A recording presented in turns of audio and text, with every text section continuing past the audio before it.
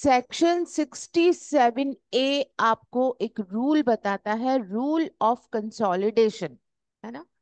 समेकन का नियम कहा जाता है इसे हिंदी में। आप देखिए इसका टाइटल क्या है, mortgagee when bound to bring one suit on several mortgages. बंधकदार कई बंधकों के आधार पर एक वाद लाने को कब आबद्ध होता है। हम यहाँ पे क्या देख रहे हैं, सेक्शन 67A में हम ये देख रहे हैं कि यहाँ पे मॉर्गेजी के पास जब ये राइट है कि वो एक से ज्यादा सूट लेके आ सकता है मॉर्गेजर के खिलाफ, लेकिन उसको हम क्या कह रहे हैं कि आपको एक ही बार वाद लेके आना होगा, अलग अलग वाद आप नहीं लेकर आएंगे। सेक्शन 61 से ये ऑपोजिट है। सेक्शन 61 में आपने किसके बारे में पढ़ा था, मॉर्गेजर के बारे में पढ़ा था।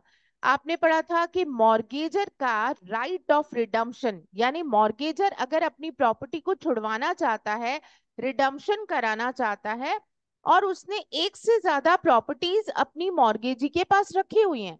आपने वहां पढ़ा था कि उसने अपनी ए ने अपनी प्रॉपर्टी बी को जो दी है, एक्स प्रॉपर्टी भी दी है, देन अगेन दोबारा वाई प्रॉपर्टी उसने दी है ना। अब जब वो इसे मोचन करवाना चाहता है, छुड़वाना चाहता है, तो इट्स नॉट नेसेसरी कि वो दोनों का एक साथ ही रिडम्पशन कराएगा। लॉ ने वहां पे क्या कहा था, भाई आपका अगर एक्स प्रॉपर्टी का पैसा आप चुका देते हो तो आप एक्स प्रॉपर्टी को रिडीम करा लो, इट्स नॉट नेसेसरी कि एक साथ कराओ। सेक्शन 61 में आपने ये पढ़ा।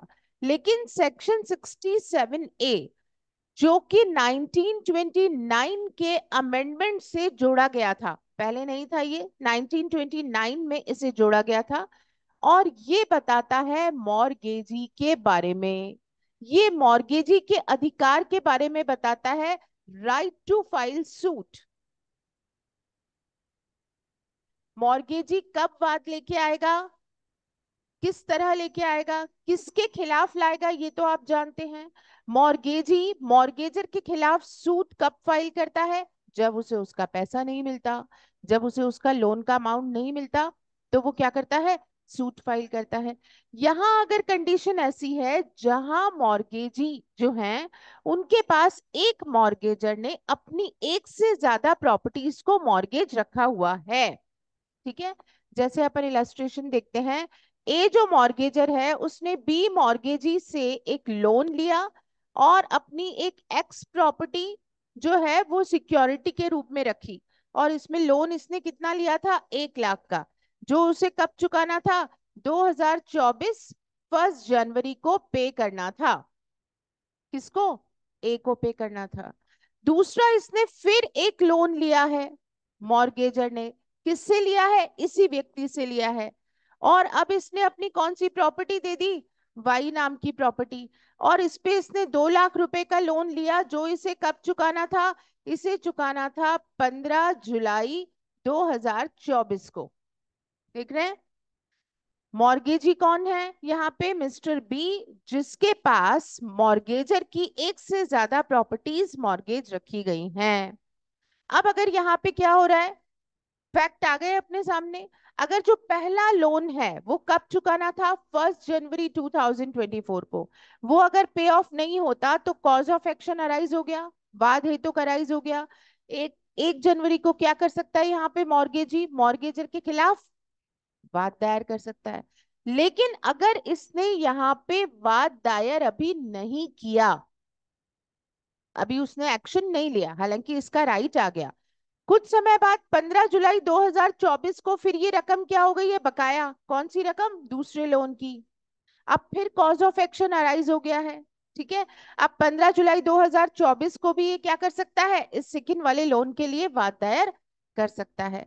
यहाँ ये सेक्शन 67A ये बता रहा है हमें कि सपोज मॉर्गेजी ने जो प्रीवियस डेट थी, ड्यू डेट जिसपे कि वो वाद दायर कर सकता था, वहां उसने वाद दायर नहीं किया, सूट फाइल नहीं किया, और कौन सा आ गया, सेकंड लोन का टाइम आ गया जिसके लिए वो सूट फाइल कर सकता है। तो यहाँ पे लॉ कहता है कि हम मॉर्गेजी को बाउंड करेंगे कि भैया पहले और दूसरे लोन के लिए अलग अलग वाद मत लाओ। कैसे ले आओ, एक साथ ले आओ, फर्स्ट वाला भी आपका ड्यू हो गया था, आपने उस समय सूट फाइल कर दिया होता तो बात अलग थी। अभी आपने तब नहीं किया। आप अभी 15 जुलाई को लेके आ रहे हो तो फिर आप अलग से सूट लेके आओगे, 1 जनवरी वाला भी।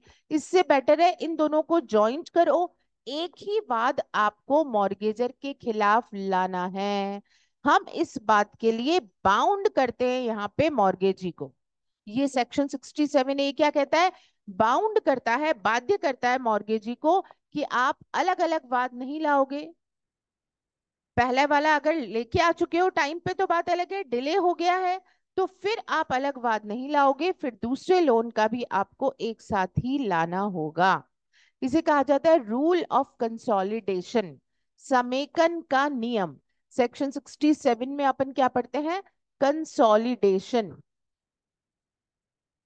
अगर आपसे कोई पूछे कि रूल ऑफ कंसोलिडेशन, समेकन का नियम कौन सी धारा में बताया गया है, तो ये है सेक्शन 67A। अब देख लेते हैं इसकी language.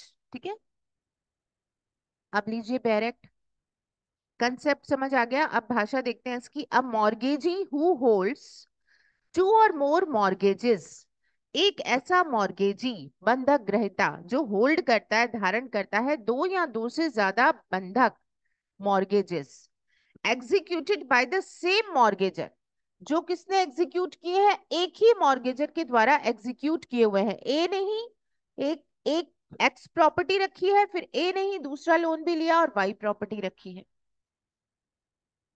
in respect of which he has a right to obtain the same kind of decree under section 67। ये कह रहा है कि जिसके बारे में, इन दोनों के ही बारे में, पहले लोन के बारे में, पहली प्रतिभूति के बारे में, दूसरी के बारे में, दोनों के बारे में वो क्या करता है? सेम अधिकार रखता है। सेम अधिकार कौन सा? संपत्ति के खिलाफ वाद दायर करने का, प्रॉपर्टी के अगेंस्ट सूट फाइल करने का। हमने पढ़ा है सेक्शन 67 में मॉर्गेजी का क्या राइट होता है? क्या राइट होता है? अगेंस्ट द प्रॉपर्टी होता है और अगेंस्ट द पर्सन होता है। व्यक्ति के विरुद्ध होता है और संपत्ति के विरुद्ध होता है। संपत्ति के विरुद्ध यानी प्रॉपर्टी के अगेंस्ट कौन सा राइट होता है? उसको फोरक्लोजर का राइट होता है, पुरोबंध का। दूसरा कौन सा राइट होता है? राइट ऑफ सेल, प्रॉपर्टी को सेल करवा सकता है। इंडिविजुअल यानी पर्सनल, व्यक्तिगत अधिकार क्या होते हैं? मॉर्गेजर के खिलाफ मनी डिक्री के लिए वाद ला सकता है, ये राइट होते हैं। अब यहाँ पे क्या हो रहा है? अगर दोनों ही लोन्स में इसे अगेंस्ट द प्रॉपर्टी यहाँ पे सेम राइट मिला हुआ है कि पहले और दूसरे लोन में क्या कर सकता है? सेम डिक्री लेने के लिए वाद दायर कर सकता है। तो क्या करेंगे? And who sues to obtain such decree on any one of the mortgages, और वो क्या कर रहा है? किसी एक मॉर्गेज की डिक्री के लिए सूट फाइल कर रहा है ना। सपोज वो केवल यहाँ पे किसके लिए कर रहा है? वाई के लिए कर रहा है, एक्स के लिए कर ही नहीं रहा है, एक्स वाली प्रॉपर्टी के लिए। शल बी बाउंड, ये in the absence of a contract to contrary को अंडरलाइन कर लीजिएगा। लाइन इस तरह से पढ़ेंगे कि अगर वो एक ही डिग्री ऑब्टेन करना चाह रहा है तो शल वर्ड है यहाँ, ही उसको बाउंड करेंगे, shall be bound to sue on all the mortgages in respect of which the mortgage money has become due. तो उसे हम बाध्य करेंगे कि जो जो मॉर्गेजेस ऐसे हैं जिनका पैसा बकाया हो गया है, उन सबके खिलाफ एक साथ वाद दायर कर दो। लेकिन ये कह रहा है in the absence of a contract to the contrary, यानी अगर कोई विपरीत संविदा होती है, कोई विपरीत बात पार्टीज ने आपस में तय की है, तो सर्कमस्टांसेस डिफरेंट हो जाएंगी। यानी पार्टीज अपनी मर्जी से अगर चाहें तो इस चीज को चेंज कर सकती हैं।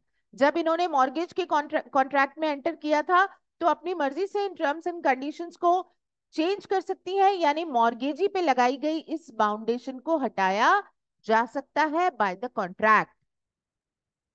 तो क्वेश्चन अगर आता है क्या हम मॉर्गेजी को बाउंड कर सकते हैं एक ही सूट फाइल करो? यस कर सकते हैं। कौन सी धारा में बता रखा है?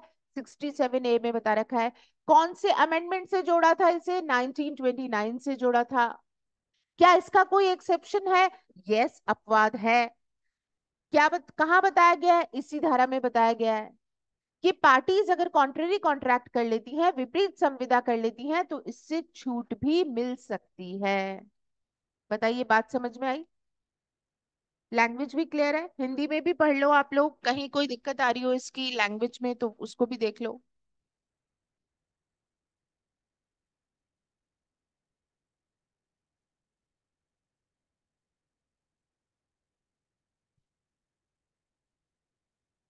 जो बंधकदार मतलब बंधक ग्रहीता मॉर्गेजी एक ही बंधक कर्ता द्वारा निष्पादित, मॉर्गेजर एक ही है, उसके द्वारा निष्पादित यानी उसने क्या किया है, मॉर्गेज किए हैं, ऐसे दो या अधिक बंधक धारण करता है, इसके पास दो, एक से ज्यादा है, दो है या दो से ज्यादा धारण करता है मतलब उसके फेवर में है, जिनमें से हर एक के विषय में उसे सेक्शन 67 के अधीन एक ही किस्म की डिग्री लेने का अधिकार है। इन दोनों के बारे में उसे सेम राइट था। एक्स के बारे में भी धारा 67 में जा सकता है वाद दायर करने, वाई के बारे में भी धारा 67 में वाद दायर कर सकता है। तो यहाँ पे क्या होगा, ये कहता है और जो उन बंधकों में से किसी एक के लिए ऐसी डिग्री प्राप्त करने के लिए वाद लाता है, उसके पास है तो एक से ज्यादा बंधक लेकिन वाद किसके लिए ला रहा है, एक ही के लिए ला रहा है, तो ये कह रहा है तब वह तत्प्रतिकूल अगर संविदा नहीं है यानी विपरीत संविदा नहीं है तो उन सब बंधकों के आधार पर जिनके बारे में बंधक धन शोध्य हो गया है, उन सब के बारे में जिनका एक साथ तो तब लाएगा ना जब पैसा ड्यू हो गया, उसका कॉज ऑफ एक्शन अराइज हो गया तभी तो लाएगा। अगर मान लीजिए ये वाला जो बी का जो लोन है अभी ड्यू ही नहीं हुआ, ये 2025 में देना है तो अभी बकाया ही नहीं है तो इसका नंबर तो आया ही नहीं है, तो जो ड्यू हो गए हैं उन सबको वो एक साथ ला सकता है, वाद लाने के लिए आबद्ध होगा। क्लियर हुआ सेक्शन ये, ऑनलाइन में भी क्लियर है सबको। चलिए देखिए अब सेक्शन 68 क्या कहता है, right to sue for mortgage money, बंधक धन के लिए वाद लाने का अधिकार। देखिए यहाँ पर जो आप सेक्शन पढ़ रहे हैं ये आपको बता रहा है हम मनी डिक्री किस तरह से ले सकते हैं, है ना। प्रॉपर्टी के लिए तो आपने कौन सी जगह देख लिया, सेक्शन 67 में राइट देख लिया। अब कौन सा देख रहे हो आप, सेक्शन 68 जिसमें कि हम मनी डिक्री धन डिक्री के लिए वाद दायर कर सकते हैं। तो यहाँ पर आपको दो तरीके की चीजें जो है वो नजर आएंगी। सेक्शन 68 जो है वो आपको दो तरीके की बातें बता रहा है। ए पॉइंट के अंदर इसने बताया कि जो पार्टीज ने कॉन्ट्रैक्ट किया है, पार्टीज ने जो कॉन्ट्रैक्ट किया है उसके अनुसार उसको रेमेडी मिलेगी, ठीक है। और बी सी और डी ये नेचर ऑफ द कॉन्ट्रैक्ट पे डिपेंड करेंगे, लॉ पे डिपेंड करेंगे, है ना। फर्स्ट वाला ए पॉइंट आपको पार्टीज के बीच में किए गए कॉन्ट्रैक्ट के बेसिस पे रेमेडी बताएगा। पार्टीज के बीच में जो कॉन्ट्रैक्ट होता है वो किस तरीके से होता है, टर्म्स एंड कंडीशंस यहाँ पे तय की जाती हैं। आप जानते हैं पार्टीज अपनी मर्जी से अगर किसी कॉन्ट्रैक्ट में एंटर होते हैं तो यहाँ पर उनको ये इजाजत कॉन्ट्रैक्ट एक्ट के साथ साथ टीपी एक्ट ने भी दी है। और आप यहाँ पर्सनल कोवेनेंट के जरिए आप क्या जानते हैं, पर्सनल लाइबिलिटी जहां अराइज होती है, ये कौन से मामले होते हैं जहां एक व्यक्ति व्यक्तिगत रूप से जिम्मेदारी लेता है। 6 तरीके के मॉर्गेज पढ़े हैं आप लोगों ने, तो उसमें से ऐसा कौन सा बंधक है जिसमें कि मॉर्गेजर व्यक्तिगत रूप से जिम्मेदारी लेता है, पर्सनली बाउंड होता है, याद है, सिंपल मॉर्गेज, कंडीशनल नहीं, सिंपल मॉर्गेज। और दूसरा कौन सा पढ़ा है आपने, इंग्लिश मॉर्गेज, अंग्रेजी बंधक और सादा बंधक। इन दोनों में आपने क्या पढ़ा है कि एक जो मॉर्गेजर होता है वो व्यक्तिगत रूप से खुद को आबद्ध करता है, बाउंड करता है, जिसका मतलब क्या होता है कि प्रॉपर्टी तो लाइएबल है ही, प्रॉपर्टी हमने सिक्योरिटी के रूप में दी है और प्रॉपर्टी जिम्मेदार है, लेकिन यहाँ पे पर्सनली वो खुद भी जिम्मेदार हो जाएगा। यानी वो कहता है कि अगर किसी वजह से मेरी प्रॉपर्टी सफिशिएंट नहीं होती है या डिस्ट्रॉय हो जाती है तो मुझे पर्सनली भी आप वाद दायर करके जिम्मेदार ठहरा सकते हो। तो ये जिम्मेदारी लेता है वो सिंपल और इंग्लिश मॉर्गेज में, तो इसके जरिए तो वो खुद कॉन्ट्रैक्ट में एंटर हो रहा है ना, वो खुद क्या कर रहा है, व्यक्तिगत रूप से जिम्मेदारी ले रहा है। तो सेक्शन 68 आपको बता रहा है कौन सी रेमेडी के बारे में, अगेंस्ट द पर्सन, कि हम मनी डिक्री कब ले सकते हैं, धन डिक्री के लिए आप कब वाद दायर कर सकते हो, यानी मॉर्गेज मनी लेने के लिए आप कब सूट फाइल कर सकते हो। तो देखिए यहाँ पर सेक्शन 68 बैरक लीजिए, the mortgagee has a right to sue for the mortgage money in the following cases and no others. Mortgagee के पास क्या अधिकार है कि उसके पास वाद दायर करने का अधिकार है, किसके लिए? मॉर्गेज मनी के लिए। 67 में उसका कौन सा अधिकार था? अगर हम कहें 67 में कौन सा राइट है मॉर्गेजी का?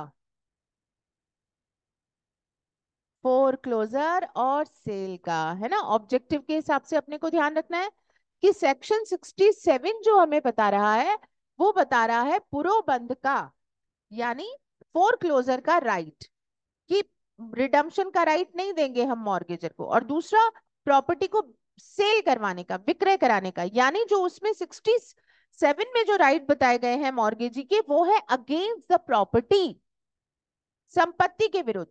अब 68 में जो राइट आ रहा है वो कौन सा आ रहा है?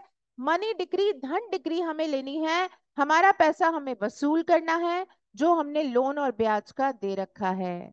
तो वो कार्यवाही आपको धारा 68 में बताई गई है कि कब एक व्यक्ति मॉर्गेजी जो है वो मनी डिक्री के लिए सूट फाइल करेगा।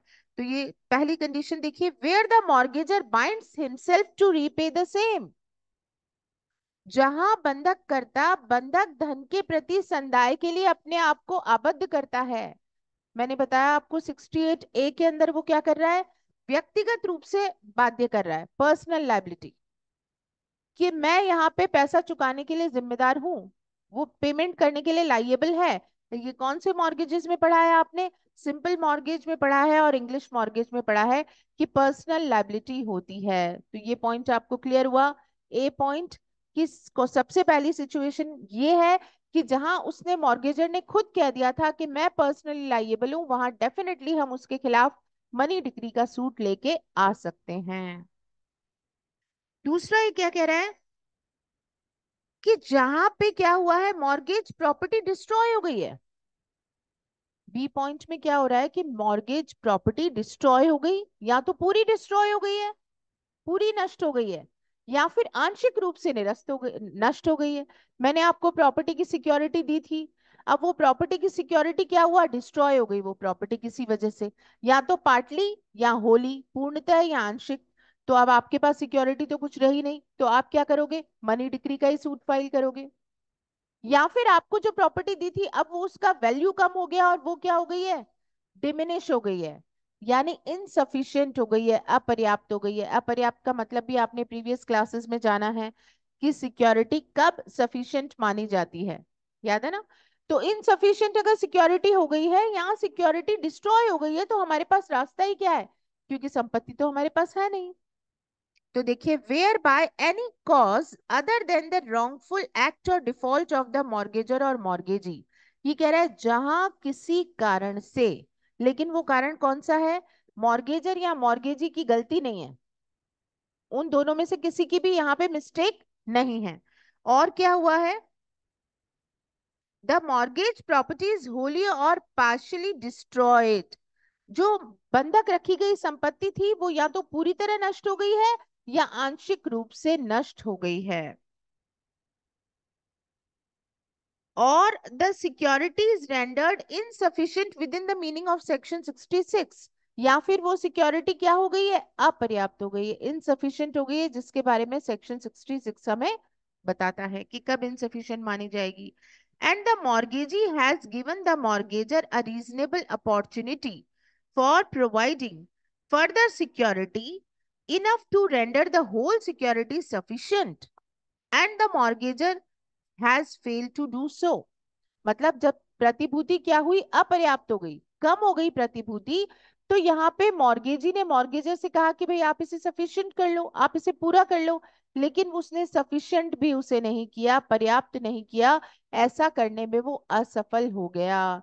50,000 तक होनी चाहिए थी तब वो सफिशिएंट मानी जाती, लेकिन वो बिलो 50,000 थी। उसको कहा कि भाई आप 50,000 तक कर लीजिए, सफिशिएंट कर लीजिए सिक्योरिटी, लेकिन मॉर्गेजर ऐसा करने में फेलियर हो जाता है। तो ऐसी सिचुएशन में भी क्या होगा? मनी डिक्री का वाद लाया जा सकेगा। ये दूसरी कंडीशन हो गई जब मनी सूट हम ला सकते हैं।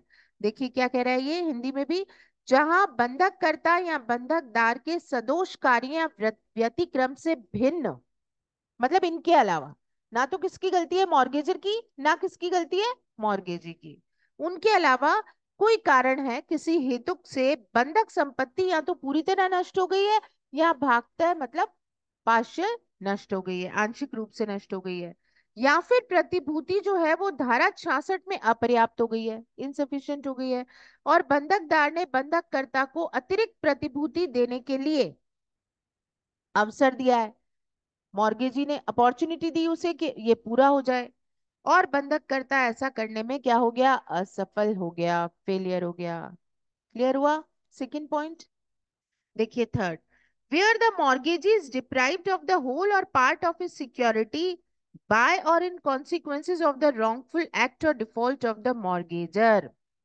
जहां पे उसे क्या मिलना चाहिए था, कब्जा मिलना चाहिए था संपत्ति का मॉर्गेजी को, और उसको संपत्ति का कब्जा नहीं मिला, और किसकी गलती की वजह से नहीं मिला, मॉर्गेजर की गलती की वजह से उस प्रॉपर्टी का पोजेशन नहीं मिला।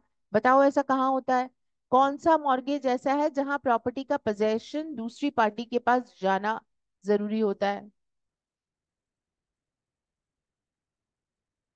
भोग बंधक। यूजरफ्रैक्चरी मॉर्गेज में अपन क्या करते हैं, नेसेसरीली पोजेशन को ट्रांसफर करते हैं।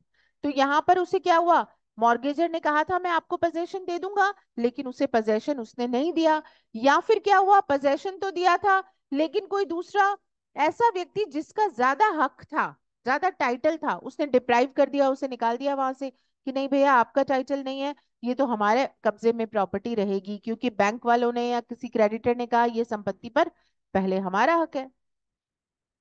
तो अब यहाँ पे क्या होगा, बंधकदार ने अपनी पूर्ण प्रतिभूति से बंधकदार को वंचित कर दिया गया, किस वजह से, कि बंधकदार ने गलती की, सदोष कार्य या व्यतिक्रम किया। तीसरा पॉइंट भी क्लियर हुआ, थर्ड पॉइंट क्लियर। अब देखिए फोर्थ, यहाँ पे where the mortgagee being entitled to possession of the mortgage property, जहां मॉर्गेजी के पास क्या अधिकार है, कि उसे मॉर्गेज प्रॉपर्टी का कब्जा मिलना चाहिए। ये भी कौन सी सिचुएशन बता रहा है, भोग बंधक की बता रहा है ना, इंग्लिश मॉर्गेज की बता रहा है, उसे कब्जा मिलना चाहिए।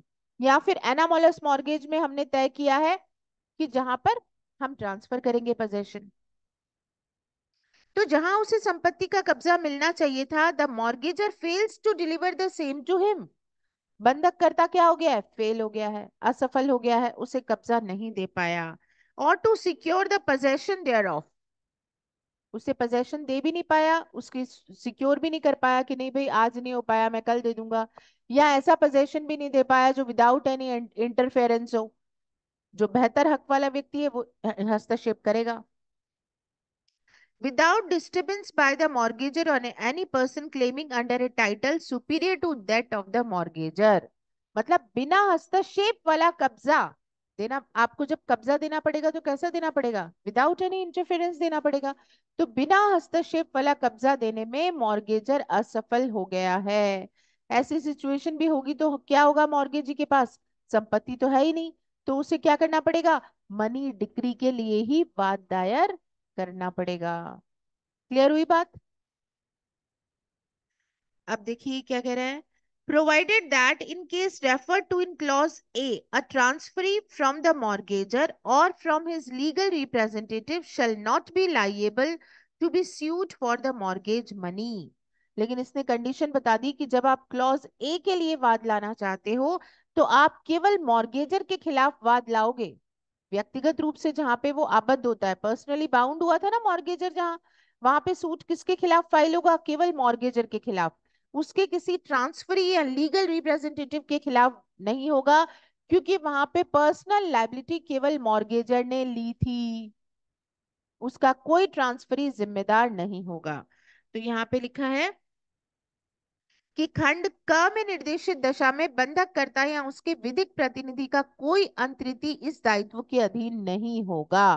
बंधककर्ता का जो लीगल रिप्रेजेंटेटिव है या ट्रांसफरी है वो बाउंड नहीं होगा कि बंधक धन के लिए हम उस पे वाद लेकर आए। अब ऑनलाइन ऑफलाइन दोनों में, इंग्लिश और हिंदी दोनों मीडियम के स्टूडेंट्स इस लैंग्वेज को ठीक से पढ़ लें, कोई भी बात अगर समझ में नहीं आ रही हो तो हम फिर आगे चलते हैं।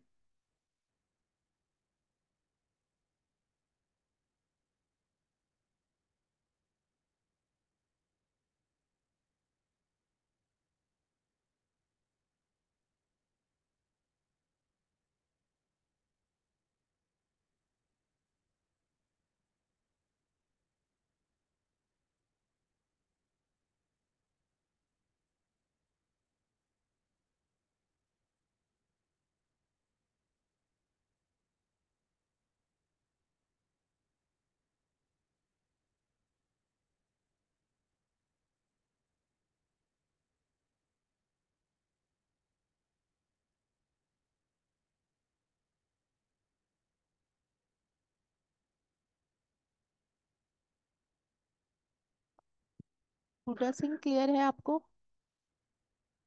कोई बात ऐसी है जो समझ नहीं आ रही हो? करो।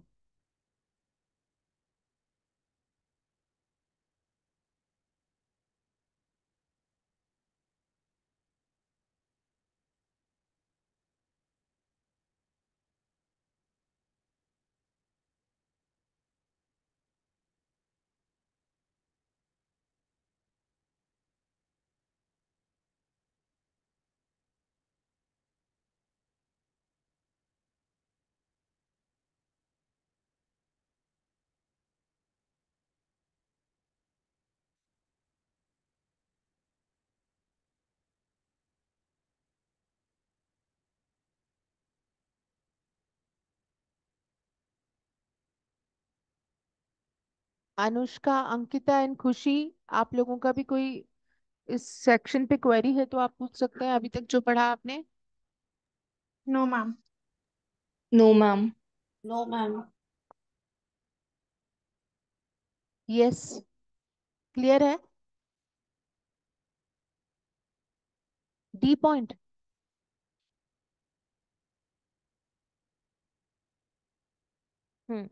यहाँ पे क्या हो रहा है? मैं मॉर्गेजर हूं, मैंने आपको कहा था कि मैं इस प्रॉपर्टी का पोजेशन आपको जरूर दूंगी।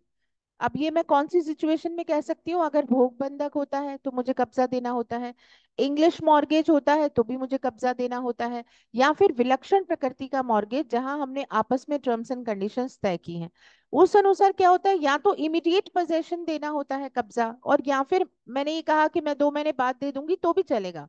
ऐसा भी बंधक पॉसिबल है। अब मैंने आपको कहा था कि मैं आपको 2 महीने बाद कब्जा दे रही हूँ संपत्ति का, लेकिन अगर मैंने आपको नहीं दिया, आपको मैंने या तो दिया ही नहीं कब्जा, और या फिर अगर मैंने आपको कब्जा दिया भी तो कुछ और बेहतर हक वाले लोग आके आपसे वो इंटरफेरेंस कर रहे हैं। बेहतर हक कौन हो गया?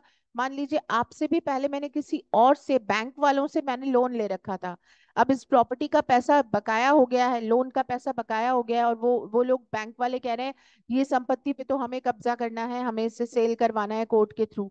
तो वो लोग आ गए इंटरफेयर करने के लिए। अब आपको कब्जा मिल ही नहीं पा रहा, क्योंकि ऑब्वियसली उनका 4 साल पहले का लिया हुआ लोन था, अब प्रॉपर्टी सेल करनी है। तो बिना इंटरफेरेंस के, उन बैंक वालों के बिना इंटरफेरेंस के आपको प्रॉपर्टी मिल ही नहीं रही। कब्जा मिला भी तो कौन ले गया? वही लोग ले गए। कब्जा देने में आपको मॉर्गेजर फेल हो गया। अगर वो पोजेशन नहीं दे पाया तो आपके पास क्या रेमेडी रह गई? मॉर्गेजी के पास क्या रेमेडी रह गई? संपत्ति तो गई। अब वो सिर्फ क्या करेगा? व्यक्तिगत रूप से वाद दायर करेगा। तो वो किस सेक्शन में आ जाएगा? धारा 68 में कहेगा भाई बंधक धन के लिए मुझे वाद प्रस्तुत करना है, क्योंकि संपत्ति का कब्जा तो मुझे मिला ही नहीं। तो संपत्ति के खिलाफ मैं अधिकार कैसे इस्तेमाल करूं? आ रही है बात समझ में? और किसी की कोई क्वेरी? चलिए, अब देखते हैं यहाँ पे जो क्लॉज 2 है वो क्या कहता है। सेक्शन 68(1) देखा था अभी तक आपने, अब देख रहे हैं आप सेक्शन 68 क्लॉज 2। ये बताता है आपको स्टे ऑफ सूट्स के बारे में, वाद का स्थगन। हिंदी में क्या कहते हैं इसको? वाद का स्थगन। ये क्या कहता है कि अगर कोई मामला ऐसा है जिसमें कि मॉर्गेजी क्या लेके आया है? मनी डिक्री लेके आया है, बंधक धन के लिए वो वाद प्रस्तुत कर रहा है, सूट फाइल कर रहा है। और कौन से मामले में आ रहा है वो? 68A में आ रहा है और बी में आ रहा है। ये जो दो ग्राउंड्स है उनमें आ रहा है। 68A का ग्राउंड कौन सा है बताओ, जहां पे उसने व्यक्तिगत रूप से जिम्मेदारी ली है। वीक में कौन सा आ रहा है,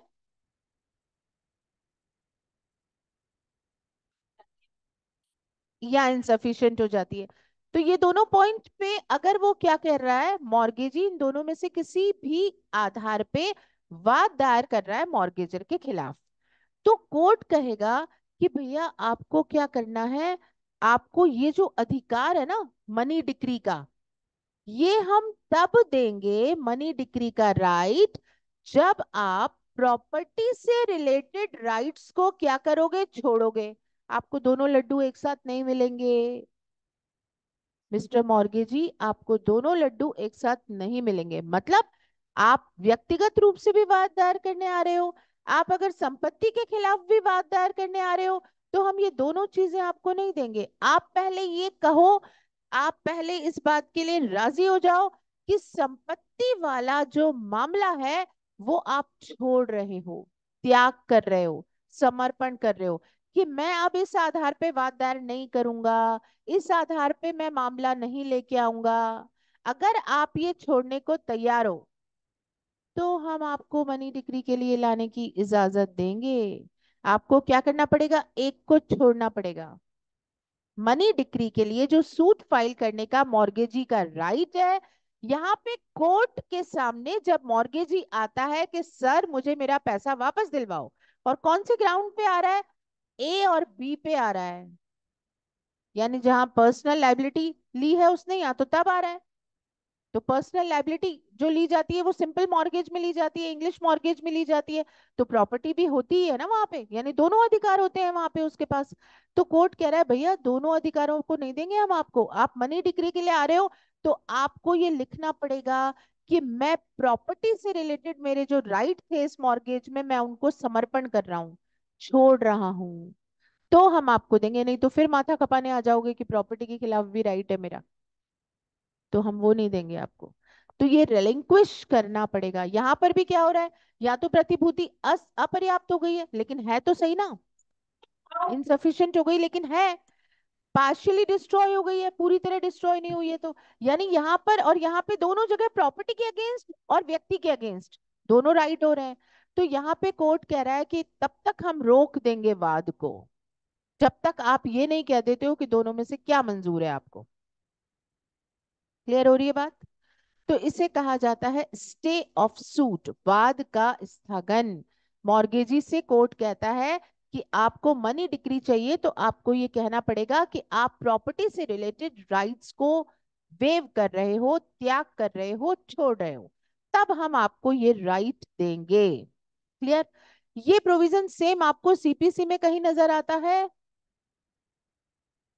सुना हुआ है नाम, वाद का स्थगन। हाँ, सेक्शन 10। अगर आपसे पूछा जाता है सेक्शन 10 सीपीसी से रिलेटेड कौन सा प्रोविजन है जो आपके टीपी एक्ट में कहीं नजर आता है, तो ये है आपका सेक्शन 68 क्लॉज 2। और अब इसकी लैंग्वेज भी अपन देख लेते हैं, ये क्या कहता है। ये कह रहा है where a suit is brought under clause A or clause B of subsection 1। ये कह रहा है जहां कोई सूट फाइल किया गया है, लाया गया है सबसेक्शन 1 के क्लॉज ए या बी में, द कोर्ट में, तो न्यायालय क्या कर सकता है, एट इट्स डिस्क्रिशन, ये न्यायालय की डिस्क्रिशनरी पावर है, विवेकाधीन शक्ति है, stay the suit and all proceedings therein, तो वो सूट पे स्टे लगा सकता है या जो प्रोसीडिंग्स हो उनको रोक सकता है। Notwithstanding any contract to the contrary, ये भी खास बात है। ये कह रहा है कि अगर कोई कॉन्ट्रेरी कॉन्ट्रैक्ट पार्टीज ने कर रखा है तो भी कोर्ट को ये राइट मिलेगा। ये बात ध्यान देने की है ना, बारीकियों वाली। कॉन्ट्रेरी कॉन्ट्रैक्ट पार्टीज ने पहले कर लिया था, नहीं साहब, ये वाला ही मिलेगा आपको, दोनों ही मिल जाएंगे। इनिशियल स्टेज पे कॉन्ट्रेरी कर लिया था पार्टीज, नहीं आपको सरेंडर नहीं करना पड़ेगा, लेकिन लॉ कहता है नहीं साहब ये अधिकार कोर्ट के पास है, कोर्ट यहाँ पे स्टे लगा देगा अगर आप एक ही चीज को लेना पड़ेगा, आपको इसे सरेंडर करना पड़ेगा। तो ये कह रहा है notwithstanding any contract to the contrary, कोई विपरीत संविदा भी हो तो कोई फर्क नहीं पड़ेगा, until mortgagee has exhausted all his available remedies, जब तक उसे, कब तक स्टे लगा रहा है प्रोसीडिंग्स पे, जब तक मॉर्गेजी ने अपने सारे अवेलेबल रेमेडीज जो हैं, यानी उपलब्ध जो उसके पास उपचार हैं अगेंस्ट द मॉर्गेज प्रॉपर्टी, संपत्ति के खिलाफ उसके जो उपलब्ध सारे उपचार हैं, जब तक वो उसको क्या करता है, एग्जॉस्टिव यानी छोड़ नहीं देता। और व्हाट रिमेन्स ऑफ इट, जो भी उसके पास शेष रह जाता है संपत्ति से संबंधित, उस अधिकार को वो वेव नहीं कर देता, छोड़ नहीं देता। तो तब तक कोर्ट क्या कर देगा, स्टे लगा देगा प्रोसीडिंग पे, कि पहले आप ये बताइए कि आप ये मंजूर है आपको कि प्रॉपर्टी से रिलेटेड राइट छोड़ने के लिए तैयार हैं आप, तो हम आपको मनी डिक्री के लिए अलाउ करेंगे। Unless the mortgagee abandons his security and if necessary retransfers the mortgage property, ये शर्त है स्टे ऑर्डर मिलने की, क्या, कि मॉर्गेजी को क्या करना पड़ेगा, अपनी सिक्योरिटी को वापस दे देना पड़ेगा, रीट्रांसफर करना पड़ेगा या त्यागना पड़ेगा, एब्जन करना पड़ेगा, कि आपको एब्जन करना है यानी छोड़ना है, त्यागना है संपत्ति को, या वापस रीट्रांसफर कर दीजिए मॉर्गेजर को, क्योंकि आप व्यक्तिगत रूप से उसके खिलाफ वाद ला रहे हैं, तो प्रॉपर्टी तो छोड़ दो उस बेचारे की, तो तब जाके हम आपको आगे कंटिन्यू करने की परमिशन देंगे। हिंदी में भी इस लैंग्वेज को पढ़ लीजिए आप, सेक्शन 68, अच्छा सेक्शन है, क्वेश्चंस भी आपके अच्छे बनते हैं इसमें।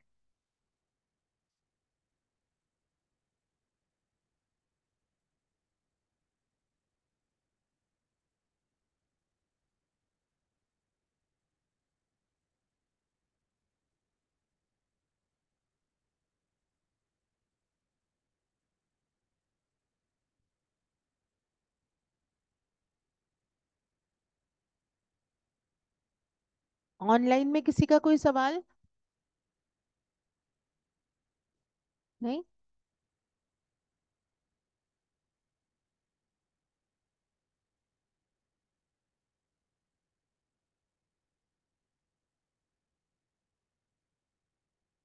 चलूं फिर आगे, हिंदी में भी क्लियर है लैंग्वेज? देखिए अब ये क्या कह रहा है, सेक्शन 69 ये कह रहा है कि power of sale when valid, बहुत ही बेहतरीन सेक्शन है, without the intervention of the court. Section 69 जो है वो प्रॉपर्टी के सेल के बारे में बता रहा है। मॉर्गेजी के राइट्स ही पढ़ रहे हैं आप, मॉर्गेजी क्या कर सकता है, प्रॉपर्टी को सेल करवा के अपना पैसा रिकवर कर सकता है, लेकिन ये अधिकार तो पहले 67 में ने भी आपको बताया, 67 में भी आपने पढ़ा था कि प्रॉपर्टी को सेल करवाने का और फोरक्लोजर का राइट है, लेकिन यहाँ पे क्या फर्क है, यहाँ पे कोर्ट का इंटरवेंशन नहीं है।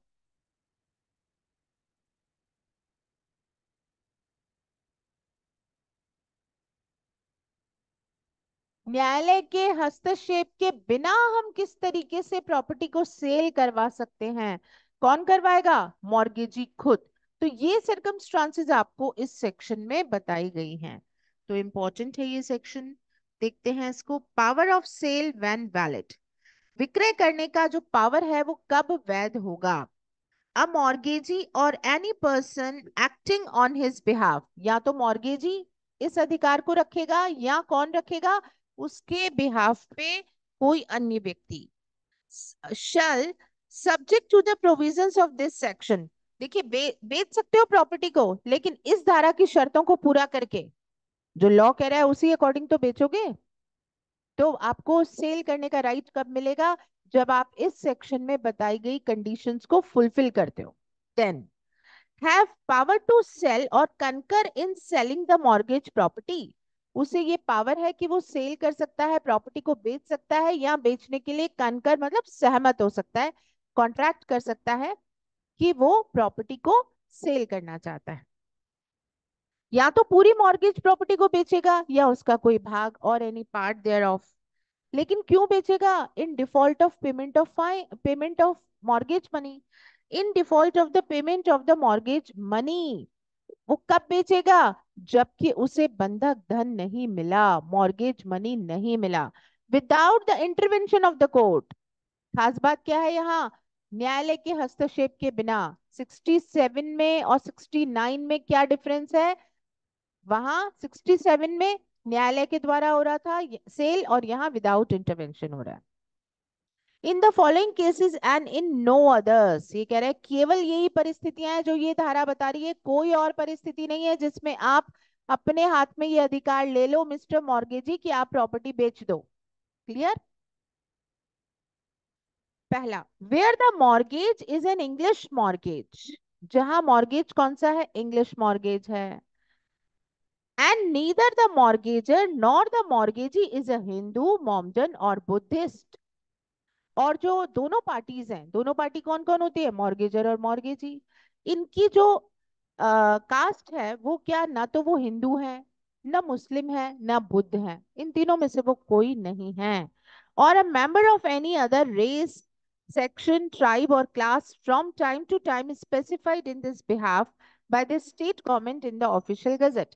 ऑफिशियल गजट में समय समय पे सरकार द्वारा जो जातियों की सूची दी गई है कि ये इसमें इंक्लूड होंगे, इनको हमने अधिकार दिया है, उनके उनको भी क्या किया गया?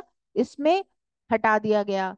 कि भाई हिंदू मुस्लिम को हटा दिया, बुद्ध को हटा दिया, और भी कोई जो लिखा हुआ वहां पे राज्य सरकार के द्वारा कि इनको ये अधिकार नहीं मिलेगा। उनके अलावा कोई पार्टी है, क्योंकि ये इंग्लिश मॉर्गेज एक्चुअली यहाँ पे उस वक्त जो गवर्नमेंट थी उन्होंने अपने यहाँ प्रेसिडेंसी टाउन्स बना लिए थे, और उन्होंने अपने हाथ में राइट लेने के लिए ये चीजें की कि कोर्ट में जाए बिना हम क्या करें, मॉर्गेजी जो है वो मॉर्गेजर की प्रॉपर्टी ले ले। ज्यादातर वो कौन से लोग हो गए? इंग्लैंड के जो लोग जिन्होंने यहाँ पे प्रेसिडेंसी टाउन्स अपने बना लिए थे, तो अपने बेनिफिट के लिए उन्होंने ये प्रोविजन यहाँ पे क्या किया?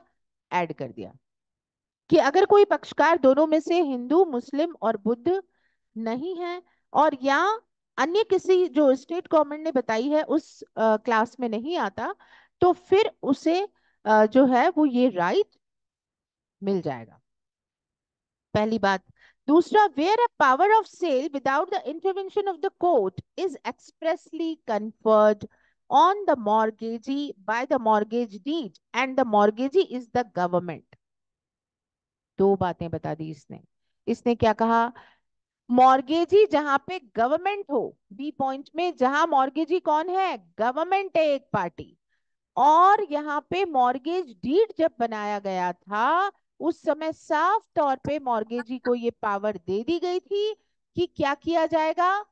आप प्रॉपर्टी को कोर्ट में जाए बिना भी सेल कर सकते हो, ऐसा राइट दे दिया गया था। मतलब जब मॉर्गेजर और मॉर्गेजी ने डीड बनाया था, बंधक विलेख बनाया था, उसमें स्पष्ट रूप से ये पावर दे दी गई थी मॉर्गेजी को, जो कि यहाँ पे गवर्नमेंट है। मतलब गवर्नमेंट ने देखिए कितना आर्बिट्रेरी काम किया है लेजिस्लेटिव अथॉरिटी ने। एक तरीके से मॉर्गेजर को तो मारने का ही काम कर दिया। वो मुश्किल में क्या करेगा? लोन का कॉन्ट्रैक्ट करेगा, और उसके बाद उसकी प्रॉपर्टी ही वो क्या कर रहे हैं? अपने हाथ में अधिकार रख रहे हैं, कोर्ट की भी उसको पावर नहीं दे रहे हैं जाने की। तो यहाँ पे ये कह रहे हैं कि मॉर्गेजी गवर्नमेंट है, और साथ में क्या किया है? एक्सप्रेस ये पावर दे दी गई है एग्रीमेंट कॉन्ट्रैक्ट के द्वारा, मॉर्गेज डीड के द्वारा, कि यहाँ पे प्रॉपर्टी को सेल करने का राइट हो जाएगा मॉर्गेजी के पास। तीसरी बात, where a power of sale without the intervention of the court is expressly conferred on the mortgagee by the mortgage deed। जहां पे क्या हुआ है? ये पावर दे दी गई है, जो सेकंड में आपने पढ़ा कि सेल करने की पावर विदाउट द कोर्ट दी जाएगी, एक्सप्रेस कर दिया जाएगा। And the mortgage property or any part there of was on the date of execution of the mortgage deed situate within the towns of Calcutta, Madras, Bombay or any other town or area which the state government by notification in the official gazette specify in this behalf। कहाँ कहाँ बता दिया इसने? कलकत्ता, मद्रास, बॉम्बे, या और कोई जगह जिस जिस प्लेस को इस बारे में गवर्नमेंट ने नोटिफाई किया हो, उन जगह पे प्रॉपर्टी सिचुएटेड है, और उस प्रॉपर्टी का मॉर्गेज किया है आपने। बंधक जो संपत्ति है वो इन तीन में से किसी जगह पे, या राज्य सरकार द्वारा जो नोटिफाई किया गया है उस किसी जगह पे आपकी संपत्ति मॉर्गेज प्रॉपर्टी स्थित है, और आपने क्या किया है, स्पेशली पावर किसको दे दी है, मॉर्गेजी को दे दी है। तो प्रेसिडेंसी टाउन्स ज्यादातर होते थे जहां पर कि इस तरीके की पावर को दिया गया है। ठीक है, तो तीन बातें सबसे पहली ये समझ में आई हमें कि न्यायालय के हस्तक्षेप के बिना कब कब कोई पार्टी यानी मॉर्गेजी सेल करवा सकता है। तो सबसे पहले आपने क्या देखा, दोनों पार्टीज मॉर्गेजर या मॉर्गेजी ना तो हिंदू, दोनों में से कोई एक भी मॉर्गेजर या मॉर्गेजी में से कोई भी एक हिंदू मुस्लिम या बुद्ध है तो ये धारा नहीं लगेगी। ये तब लगेगी जब दोनों पक्षकार ना हिंदू होने चाहिए, ना मुस्लिम होने चाहिए, ना बुद्ध होने चाहिए। ठीक है, या और जिसे कि गवर्नमेंट ने बताया हो। प्रॉपर्टी कहाँ सिचुएटेड होनी चाहिए, कलकत्ता बॉम्बे मद्रास में से किसी जगह पे सिचुएटेड होनी चाहिए। और डॉक्यूमेंट जो मॉर्गेज डीड है उसमें स्पेशली हमने पावर दे दी है सामने वाले मॉर्गेजी को कि आप न्यायालय जाए बिना भी संपत्ति को बेच सकते हैं। माइक म्यूट रखिएगा प्लीज। यस, चलिए अब देखिए second, no such power shall be exercised unless and until. अब सेकंड वाले में क्या बता रहा है, आपको कंडीशंस बता रहा है कि इस सेक्शन में बताई गई पावर जो है मॉर्गेजी का उसका इस्तेमाल कब किया जा सकेगा। तो इन्होंने कहा notice in writing requiring payment of the principal money has been served on the mortgagor. Mortgagor के ऊपर एक नोटिस दिया है मॉर्गेजी ने कि भैया आपका पैसा बकाया हो गया है और ये पैसा आपको पे करना है। Or on one of several mortgages and default has been made in payment of principal money or part there for फॉर 3 months after such service. Default कर दिया, यहाँ पे हमने मॉर्गेजर को कहा कि आपको इस तारीख को पैसा चुकाना है और ये पैसा उसने नहीं चुकाया और कितना टाइम निकल गया, 3 महीने का टाइम निकल गया। लेकिन ये नोटिस देने वाली बात कब आ रही है, एक तो चीज ये होती है कि हमने डेट फिक्स कर दी कि किस तारीख को पैसा चुकाना है। दूसरा क्या सिचुएशन होती है कि हमने ये तय नहीं किया कि पैसा कब देना है। मैंने आपको लोन दिया लेकिन मैंने आपको ये नहीं कहा 2 साल 4 साल 5 साल, तो मुझे इसमें पैसा वापस आपसे कब मांगना है, नोटिस देना पड़ेगा ना मुझे। तो नोटिस रिक्वायरमेंट या वहां पर बहुत एसेंशियल हो जाती है जहां पर कि कोई टाइम पीरियड मॉर्गेज मनी पे करने का मेंशन ही नहीं किया गया है। तो वहां पे क्या करेगा मॉर्गेजी, मॉर्गेजी जो है वो मॉर्गेजर से कहेगा कि भैया मैं आपको 2 महीने का टाइम दे रहा हूं, अब मेरा जो बकाया पैसा था वो आप पे ऑफ कर दीजिए। ये नोटिस उसे देने के बाद 3 महीने में भी अगर वो पैसा जमा नहीं कराता तो ये अधिकार किसके पास आएगा, मॉर्गेजी के पास आएगा कि वो उस प्रॉपर्टी को बिना कोर्ट जाए भी सेल करवा सकता है। पहली बात क्लियर हुई। अब देखिए क्या कह रहे हैं, some interest under the mortgage amounting at least to 500 rupees is in arrear. अब ये क्या, अब क्योंकि काफी पुराना है ना ये मामला, तो उसमें क्या बता रहा है आपको, 500 रुपए का ब्याज उसका बकाया रह गया है। ब्याज की राशि कितनी नहीं चुकाई है मॉर्गेजर ने, 500। And unpaid for 3 months after becoming due, और ये ड्यू चलते हुए कितना टाइम हो गया, 3 महीने हो गए।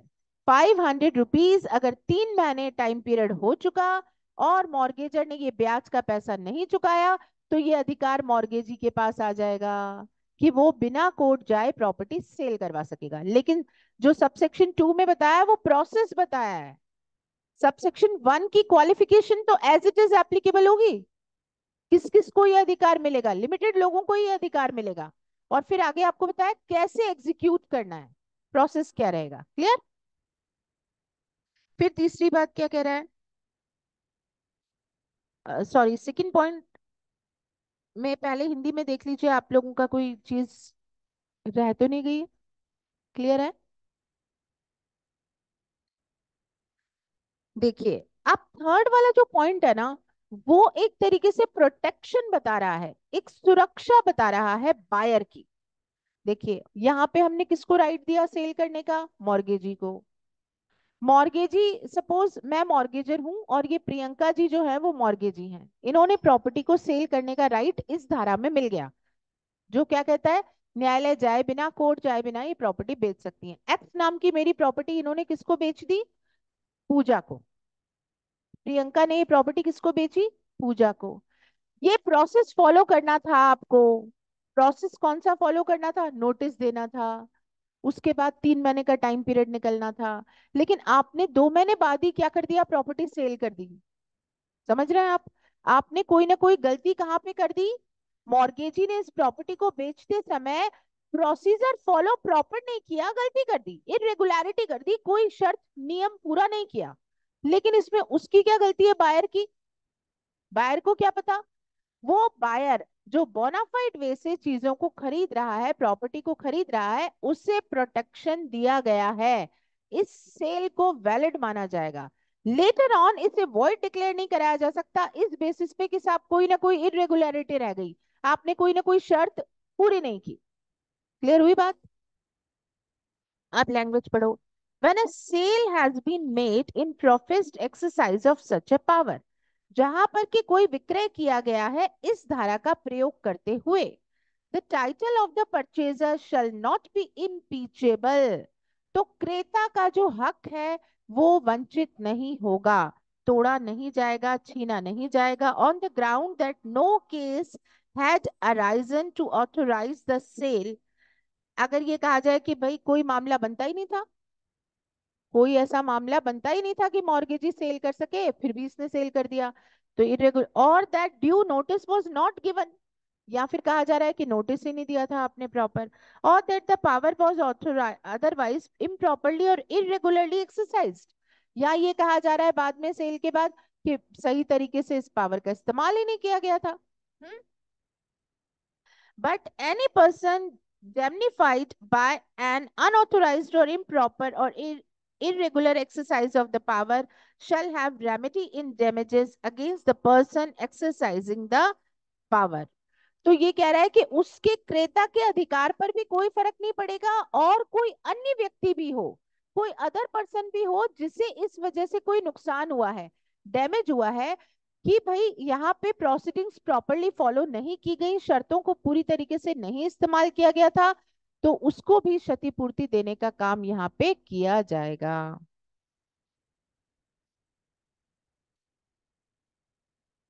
चलिए अगला पॉइंट देखिए। अगला पॉइंट ये कह रहा है कि वो जो पैसा आएगा सेल करने के बाद, उसको किस तरीके से इस्तेमाल किया जाना है ना? The money which is received by the mortgagee, mortgagee के द्वारा जो पैसा प्राप्त हुआ प्रॉपर्टी को बेच के, arising from the sale after discharge of prior encumbrances if any, उस पैसे का इस्तेमाल वो सबसे पहले किस में करेगा? सपोज यहाँ पे मॉर्गेजी जो है प्रियंका जी, उनको क्या मिल गया, प्रॉपर्टी बेच के इनको 50 लाख रुपए मिल गए। 50 लाख रुपए में से किसको पहले चुकाएंगी? पहले अपना ले लेंगी, ऐसा नहीं है, पहले किसका है? प्रायर कोई एनकम्बरेंस है, विलंगम यानी भार है प्रॉपर्टी पे पहले का कोई, आपसे पहले, आप अब जब मॉर्गेजी बने उससे पहले कोई प्रायर एनकम्बरेंस था, प्रॉपर्टी के ऊपर चार्ज था, तो उसका पैसा आपको पहले देना पड़ेगा। To which the sale is not made, जिसके लिए सेल नहीं किया गया था चाहे, लेकिन प्रॉपर्टी की सिक्योरिटी तो उसके लिए दी गई।